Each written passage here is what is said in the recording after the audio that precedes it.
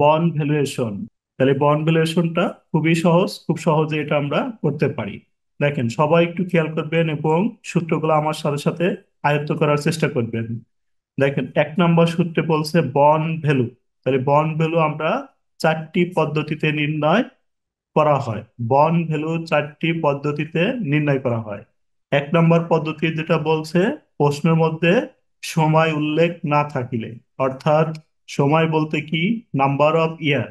এই number of ইয়ারের মান যদি দেওয়া না থাকে, তাহলে আমরা তখন বন্ড ভ্যালু বের করব ইন্টারেস্ট ডিভাইডেড আর। এই সূত্র দিয়ে আমরা বন্ড ভ্যালুটা বের করব। কখন এই সূত্রটা ইউজ করতে পারবো আমরা? যদি আমাদের সময় উল্লেখ না থাকে। সময় উল্লেখ না থাকলে আমরা দিব হচ্ছে বন্ড ভ্যালু সমান ইন্টারেস্ট ডিভাইডেড আর। এই সূত্রটিতে আমরা বন্ড ভ্যালু বের করব সময় উল্লেখ না থাকিলে। আরেকটা বলছে আমাদের, যদি কোশ্চেনে 1 ইয়ার উল্লেখ থাকে, বলছে প্রশ্নের মধ্যে 1 ইয়ার থাকিলে সূত্র হবে বন্ড ভ্যালু সমান ইন্টারেস্ট প্লাস এমভি 1 প্লাস আর পাওয়ার এন। এই সূত্রটা ও কখন এমভি ইউজ মানে করবো কি? আমরা? এই সূত্রটা আমরা ইউজ করব হচ্ছে 1 ইয়ার উল্লেখ থাকিলে। 1 ইয়ার উল্লেখ থাকিলে আমরা দিব হচ্ছে ইন্টারেস্ট এমভি 1 প্লাস আর পাওয়ার এন। তারপর আমাদের তিন নম্বর এমভি যে মানে কি? সূত্র হচ্ছে, 3 নম্বর সূত্র হচ্ছে zero coupon bond. Zero coupon বন্ডে আমাদের সূত্র হবে নিম্নরূপ। তাহলে জিরো কুপন বন্ড মানে এখানে শুধু ইন্টারেস্ট থাকবে না। দেখেন, এই সূত্রটাই আমরা এইখানে সরাসরি কপি করে বসাবো। এই সূত্রটাই আমরা এখানে বসাইতে পারবো। জাস্ট আমাদের কি থাকবে না, ইন্টারেস্টটা থাকবে না। ইন্টারেস্ট বাদ দিলে আমাদের এটা হয়ে যাবে জিরো কুপন বন্ড। আর আমাদের বেশিরভাগ এই সূত্রটা ইউজ হয়।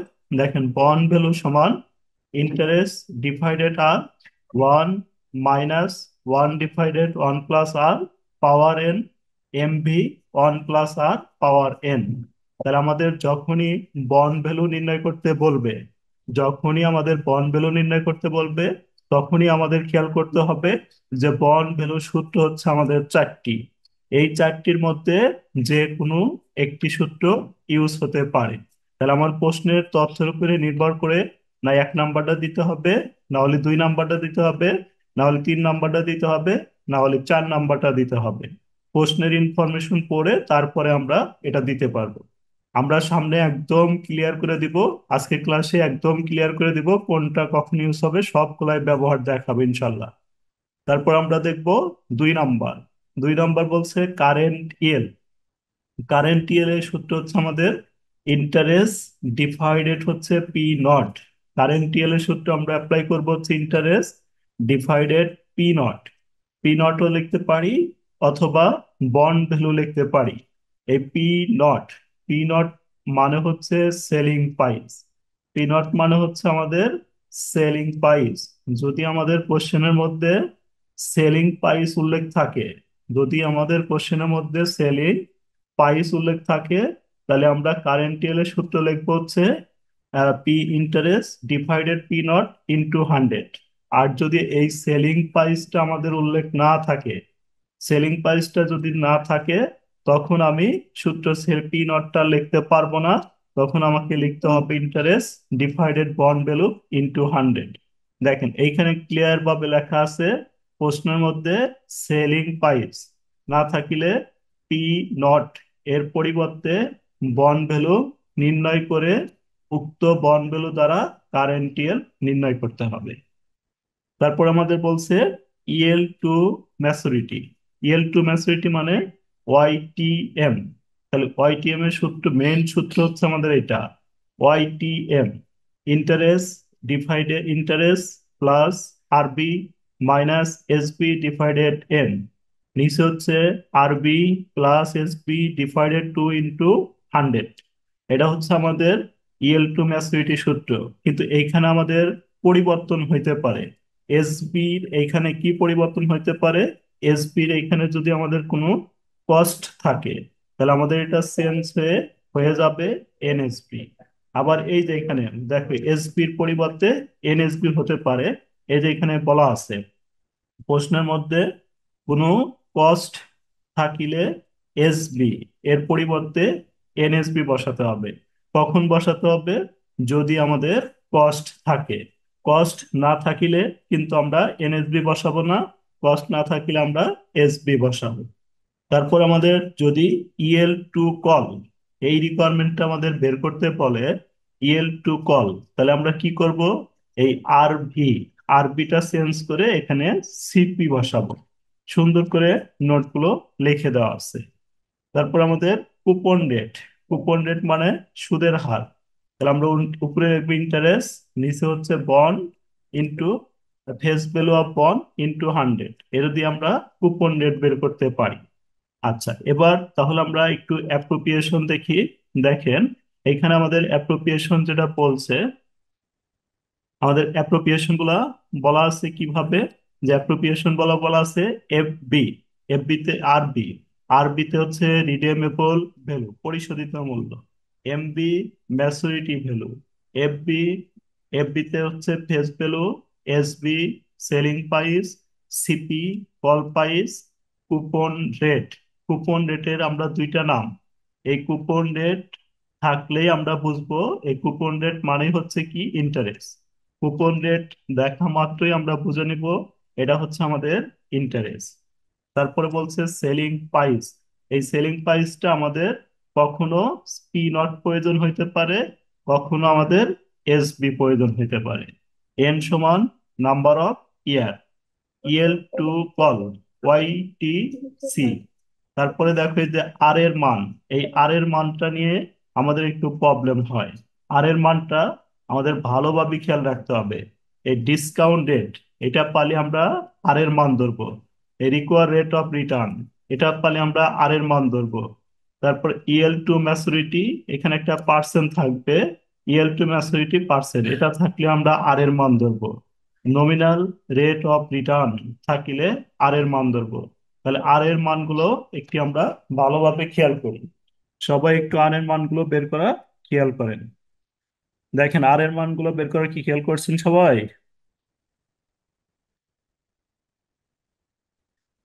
দেখেন এইখানে আমাদের একটা ম্যাথ রয়েছে, দেখ আমরা ম্যাথটা পড়ি। 1 নম্বর ম্যাথটা আমাদের প্লাটিনাম দেওয়া রয়েছে, মানে খুবই ইম্পর্টেন্ট।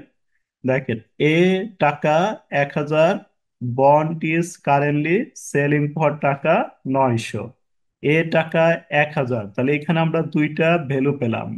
এই যে 1000, এই 1000টা হচ্ছে আমরা পেলাম হচ্ছে কি, এই 1000টা হচ্ছে আমাদের ফেস ভ্যালু পেলাম আমরা। সেলিং টাকা 900, সেলিং মানে এটা আমাদের প্রয়োজন হলে এসবি লিখবো, আবার কখনো প্রয়োজন হলে এটাকে আমরা পি নট বসাবো। তারপরে বলছে আমাদের কুপন রেট, কুপন রেট মানে এটা আমরা কি পেলাম, কুপন রেট মানে হচ্ছে আমাদের এটা ইন্টারেস্ট দেওয়া ইন্টারেস্ট। হচ্ছে 14%।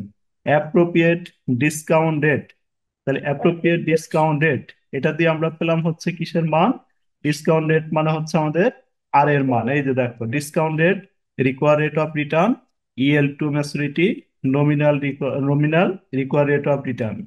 তাহলে আর এর মান পেলাম। আমাদের বের করতে বলছে calculate value of the bond should it be purchase, এই পর্যন্ত একটা রিকোয়ারমেন্ট চাইছে। কি বের করতে বলছে আমাদের, এখানে বের করতে বলছে কি পড়েন, ভ্যালু অফ দা বন্ড, তাহলে বন্ড ভ্যালু বের করতে বলছে। তাহলে এই যে বন্ড ভ্যালু বের করতে বলছে এই পর্যন্ত কিন্তু একটা রিকোয়ারমেন্ট। পরে তারপরে আমাদের কি বলছে, তারপরে আমাদের আর একটা রিকোয়ারমেন্ট বলে দিচ্ছে কারেন্ট, এটা হচ্ছে আমাদের আরেকটা রিকোয়ারমেন্ট হচ্ছে কার এনটিএল। তারপর আমাদের আরেকটা রিকোয়ারমেন্ট এখানে বলে দিছে, আরেকটা requirement what would be yield to maturity, yield to maturity মানে ওয়াইটিএম, ওয়াইটিএম এর ক্ষেত্রে আমাদের এই যে নাম্বার অফ ইয়ার দেওয়া আছে 5 বছর। তাহলে এখানে আমাদের রিকোয়ারমেন্ট হচ্ছে তিনটা। তাহলে এই যে 1 নম্বর রিকোয়ারমেন্ট হচ্ছে এই পর্যন্ত। 1 নম্বর রিকোয়ারমেন্ট আমাদের বের করতে বলছে কি বলেন তো, 1 নম্বর রিকোয়ারমেন্টে কি বের করতে বলছে, bond value. Bond value. Bond value. Bond এখন বন্ড ভ্যালু। এখন আমরা আসবো বন্ড ভ্যালু সূত্র হচ্ছে কয়টা, এই যে পড়ছিলাম বন্ড ভ্যালু সূত্র হচ্ছে আমার 4টা। বন্ড ভ্যালু সূত্র হচ্ছে 4টা, এখন 4টার ভিতরে কোনটা প্রয়োগ করব, আমরা বললাম একাধিক বছরের। একাধিক বছরের সূত্রটা কেন প্রয়োগ করব মিলা, 5 বছর আছে। 5 বছর আছে। আচ্ছা, আমি কোন পর্যন্ত দাগ দিয়ে দিছি, এই যে এই পর্যন্ত, ক্লিন করে দিই। আমাদের রিকোয়ারমেন্টটা 1 নম্বর রিকোয়ারমেন্টটা এই পর্যন্ত। এক নাম্বার রিকোয়ারমেন্টে এই পর্যন্ত আমাদের কোনো বছর আছে কিনা খেয়াল করেন। এই যে না স্যার। চেক করা যাবে না। দেখো, এক নাম্বার রিকোয়ারমেন্ট এই পর্যন্ত। তাহলে এক নাম্বার রিকোয়ারমেন্ট আমাদের এই পর্যন্ত কোনো নাম্বার অফ ইয়ার আছে? না না। স্যার। তাহলে নাম্বার অফ ইয়ার এন এর মান এইটুকের মধ্যে নাই। তার মানে এন এর মান দেওয়া নাই। তাহলে এইটা যে 5 বছর যে দেওয়া আছে, এটা হচ্ছে আমাদের 3 নাম্বার রিকোয়ারমেন্টের ক্ষেত্রে। যে 3 number, what would be the yield to maturity 5 year, এটা হচ্ছে কি Y T M. Y T M এর ক্ষেত্রে আমাদের 5 বছর দেওয়া আছে। তাহলে এখন বলো, বন্ড ভ্যালুর সূত্র কোনটা অ্যাপ্লাই করবো আমরা? স্যার, নাম্বারটা। এন এর মান দেওয়া না থাকলে ইন্টারেস্ট ডিভাইডেড আর। আবার বলে এন এর মান দেওয়া না থাকলে আমরা কোনটা ইউজ করবো, এটা বলো। এন এর মান তো আমরা পড়েই আসলাম কোশ্চেনে। এখন আমরা তো বুঝতেই পারছি যে এন এর মান আছে কি নাই। এখন কোনটা ইউজ করবো এই 4টার মধ্যে, এটা বলো। ইন্টারেস্ট ডিভাইডেড কোনটা আর। ইউজ করবো? হ্যাঁ, ইন্টারেস্ট এক ডিভাইডেড আর। নাম্বারটা ইন্টারেস্ট ডিভাইডেড আর। এক নাম্বারটা ইউজ করব। কেন এক নাম্বারটা ইউজ করব? কারণ আমরা যে এক এখানে নাম্বার এর মান দেওয়া নাই। আমাদের সময় উল্লেখ নাই, এজন্য আমরা এটা ইউজ করব, ইন্টারেস্ট ডিভাইডেড আর। বুঝতে পারছি কি আমরা? জি স্যার। তাহলে আমরা দেখাচ্ছি, দেখেন আমরা পরীক্ষার হলে এইভাবে লিখবো: determination of bond value given that face value 1000, face value 1000 লেখা নিবেন, ব্র্যাকেটে এফবি লেখা দিবেন। ইন্টারেস্ট, তাহলে ইন্টারেস্ট হবে ফেস ভ্যালুর উপরে, তাহলে ইন্টারেস্ট হচ্ছে 14%, 1000 14%, 140। ডিসকাউন্ট রেট, ডিসকাউন্ট রেট হচ্ছে আমাদের 15%, তাহলে 15% অর 0.15।